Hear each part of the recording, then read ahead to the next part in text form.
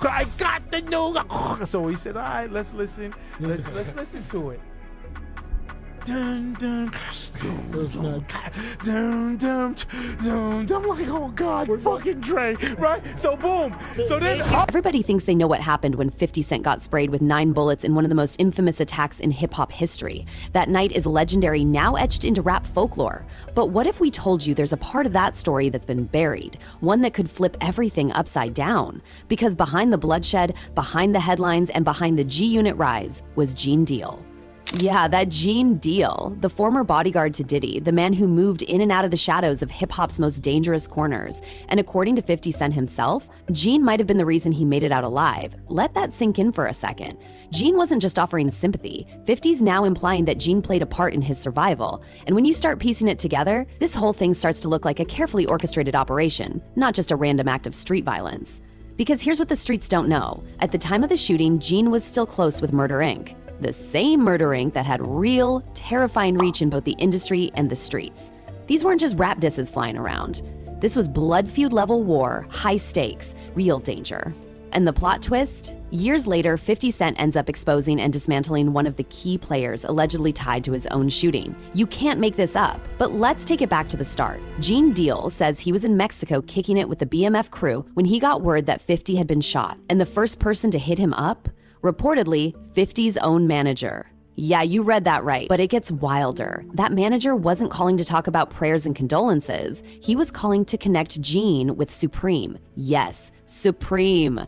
The same Supreme who everyone whispers about when it comes to 50's shooting. The same man with terrifying street legend status. So why the hell would someone from 50's team be calling up Gene, trying to loop in the man believed to be behind the shooting? That's not just suspicious. That's downright terrifying. It starts to feel like some folks knew this was coming, like the hit on 50 wasn't a surprise, like it was planned, calculated. Gene said Murder Inc. was buzzing, like they knew something big was about to shake the industry, and when 50 got shot, it was almost like they were already ready for the fallout. Let's not play dumb. The war between 50 Cent and Murder Inc. is one of the messiest, bloodiest beefs hip-hop has ever seen. And when Gene started calling out the shady behavior he witnessed around that time, the fans listened. The streets took notice. Suddenly, names like Irv Gotti and Ja Rule weren't just being dragged into beef tracks, they were being whispered about in real conspiracy circles. Could they have had a bigger role in what happened to 50 than anyone realized? And these weren't just wild fan rumors. These whispers started popping up while 50 Cent was rising like a rocket and Murder Inc. was still on top.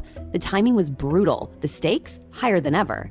Let's not forget who Irv Gotti was back then, not just a music exec, he had legit street reach. And his connection to Supreme? That's what really set off alarm bells. Supreme wasn't some low-level hustler, he was feared, connected, respected, and dangerous. So when federal agents raided Murder Inc.'s office in 2003, that wasn't random. That was the system finally catching up to years of whispers about money laundering, drug empires, and ties to Supreme's underworld.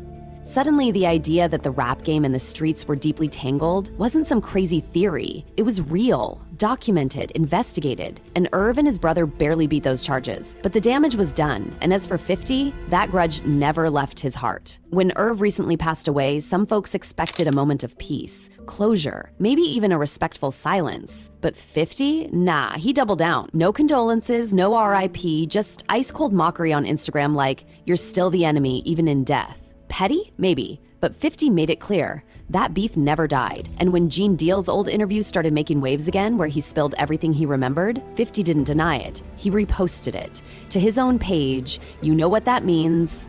That's 50's way of co-signing. That's not something he does lightly. When he puts his name on something, it's calculated. It means pay attention, this ain't just smoke. And then, boom, the story got even darker. Because now we're talking about Daryl Hamo Baum. This guy wasn't just some street name, he had real weight, especially in New York. You know who he was tied to? Mike Tyson. Hamo was reportedly Tyson's personal bodyguard. That put him in close contact with some of the most influential and dangerous names in the game. This wasn't just a rap beef anymore. It was a full-blown, multi-layered power war. And here's where it gets real murky. Mike Tyson's never been officially tied to anything involving 50's shooting. But people have always wondered. The whispers have never stopped. Even though 50's never publicly accused Tyson of anything, just the mention of Hamo in the track Many Men felt like a chilling clue. Hamo shot me. 3 weeks later, he got shot down. That line still hits like a punch in the chest, because just 3 weeks after 50 was attacked, Hamo was gunned down in Brooklyn. Some said it was over a narcotics dispute. Others say retaliation. Street justice, who really knows? But the timing, that's the kind of thing that keeps you up at night. The streets started buzzing. Was Hamo's death a coincidence? Or part of a bigger chessboard? A secret war of retaliation where no one could be trusted? And just when it feels like this story couldn't get more tangled, another ghost from 50's past stepped forward. Monster. That's right, the man who used to be 50 Cent's personal enforcer. His shadow, his silent protector. Monster was always around, always lurking in the background of G-Unit's biggest moments. That man had the eyes of a hawk and the instincts of a soldier. You'd catch him ducking cameras, moving like a ghost in the airport, scanning every crowd during live shows. He was built for that life. And now, word is, he's ready to talk, but not for free. Monster is reportedly shopping a six-figure deal to expose everything he saw, everything he heard during those years. The betrayals, the hits, the people who were too close for comfort. And what's worse, he allegedly had a video on YouTube that hinted at 50's past activities until it mysteriously disappeared, gone, like it never existed. Then came the Whack 100 bombshell on the Getty radio show. He claimed Monster's asking for $1 million to drop all the secrets. $1 million, so you already know what Monster knows could blow everything wide open. If Monster's telling the truth, and if even half of what he says checks out, then the rap game might be on the verge of another explosive shakeup. We're not talking about a petty beef or some social media drama. We're talking real-life hits, betrayal, power plays, and cover-ups that run so deep they still echo today. Let's not forget, surviving 9 bullets wasn't the end for 50 Cent. It was just the beginning of a paranoid, bulletproof, fortified way of life. He wasn't moving like just another rapper anymore. He was moving like a man who knew somebody out there still wanted him dead. In September 2003, just months after Get Rich or Die Trying tore up the charts, 50 narrowly escaped another hit. He was leaving a hotel in Jersey City when gunfire erupted. Shots rang out, and by some miracle, no one was hit. But the message? Oh, it was loud and clear. Somebody was still watching, still waiting, still trying to finish the job. From that moment forward, 50 changed everything. He went full ghost mode, security on lock, movement on need to know. He surrounded himself with professionals, military vets, ex-cops, real specialists, people trained to detect and eliminate threats before they even fully form. No more street-level protection, no more friends with benefits security. This was war zone protocol. Because in 50's world, trust had a price, and that price was betrayal. Even those who once rode with him, like Monster, eventually faded into the shadows or worse, flipped. And yet through all of that, through the drama, the close calls, the funerals, the wiretaps, the feds, the millions of dollars, and the media spin, one name stayed steady: Gene Deal. He didn't run to the blogs. He didn't flip for clout. He didn't suddenly start pushing merch off his trauma. He walked. He listened, and when the time was right, he spoke, and 50 listened.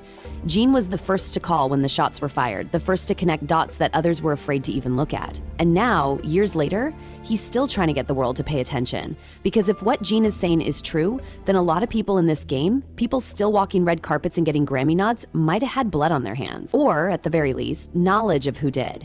And that's what makes this so dangerous. Because this isn't just about 50 Cent anymore. It's about the entire machine that was running behind him. Who were the players? Who were the puppeteers?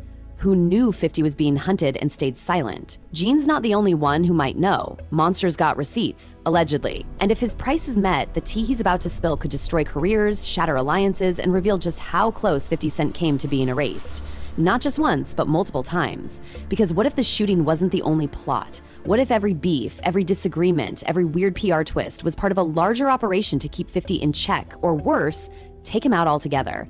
Let's not forget, 50 didn't just come into the industry and get rich. He came in and snatched power. He blew past gatekeepers, tore down icons. He survived an assassination attempt and then turned that into a platinum-selling debut album. Who else could say that? So if Gene's timeline adds up, and if Monster's deal actually happens, then we're about to learn that some of the most beloved names in hip-hop might have played both sides. And it doesn't end there. Remember that name? Hamo. The way 50 immortalized him in Many Men still chills fans to this day. It wasn't just a lyric, it was a warning, a quiet nod to the ghosts still lurking around this story. Because when Hamo was taken out, 3 weeks after 50's ambush, it didn't bring peace. It brought more questions. Did someone act in vengeance for 50? Or did Hamo know too much and had to be silenced? Whatever the reason, his death only thickened the smoke around this already cloudy narrative. Now back to Monster. The fact that someone like him who's been silent for over a decade is suddenly hinting at a tell-all, that's not a coincidence. That's a signal. And what's crazier, that rumored YouTube video, the one that vanished, you already know what that means in this game. If a video disappears fast, someone powerful made it happen. So who's scared of Monster talking?